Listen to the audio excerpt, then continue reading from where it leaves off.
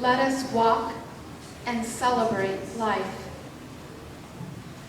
I cannot be silent anymore. With an anguished heart, I must tell my story, for so many do not have the strength or the courage or the voice to speak up. The weakest among us, our loved ones, shut-ins at homes, nursing homes, and hospital rooms, are at grave risk. Anyone with special needs, anyone dependent upon artificial means for daily bodily functions, and anyone reliant on medication are in jeopardy. Everyone who is acutely, chronically, or terminally ill is in danger. I cannot be silent, for God has given me a voice, a talent, a mission, and I must speak up.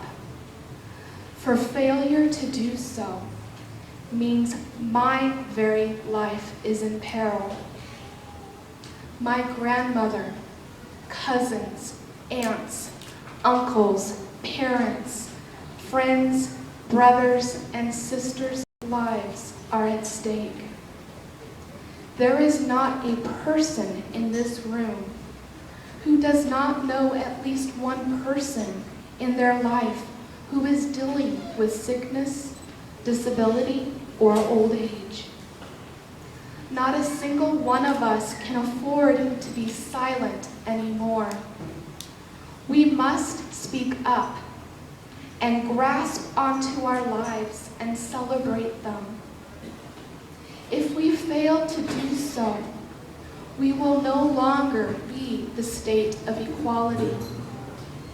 America will no longer be the land of the free.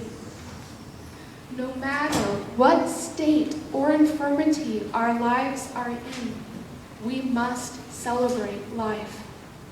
We resolve to seek each and every day, come what may. It is innate and intrinsic within the depths of our hearts. We were created that way, made in the image and likeness of God. That is the truth, whatever one wants to believe it or not.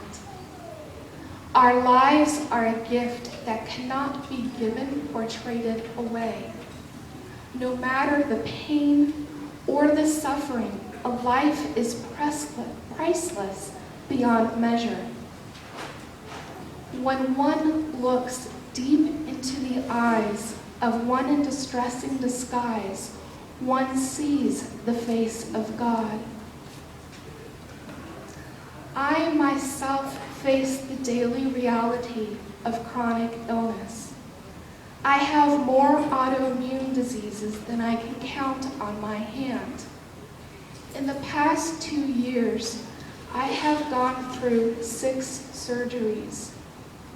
Some of those are permanently life-changing. I know what I speak of. I have lived each day with every pain, even when it's excruciating, and I still see my life as a joy and of infinite worth. Every day is a gift from God. However, I myself have seen the horror of another look at me and judge my life as less than quality, a life not worthy of their time and effort. I have heard the words, "Your case is too complex. These tests are too cost prohibitive. Yes, this treatment could really benefit you, but I can't put my name on this order." Can one imagine the sheer terror as one lays dependent in a hospital bed, hooked up to oxygen, and hear the words, "They should just stop treating her. and send her home on palliative care. They weren't talking about someone terminally ill or someone whose life would not improve. They were talking about me, a young woman who was tired. Who would not be tired after complications from H1N1 infection, multiple surgeries, and living at a high altitude with thin air? I still have a long life to live. I am standing right here. I will not be silent no more. We face the worst poverty of all. Blessed Teresa warned all Americans about it.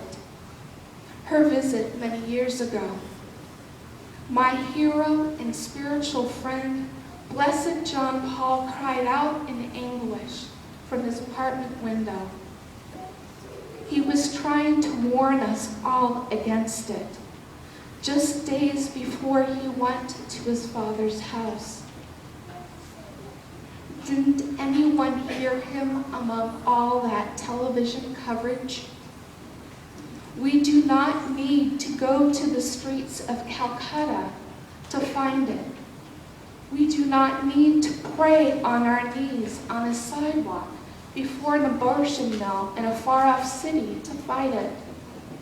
We cannot blame the Republicans, the Democrats, or the liberals and conservatives for it. For this worst poverty is found in our very hearts. This poverty is alive and well right here in Cheyenne and across our fine state.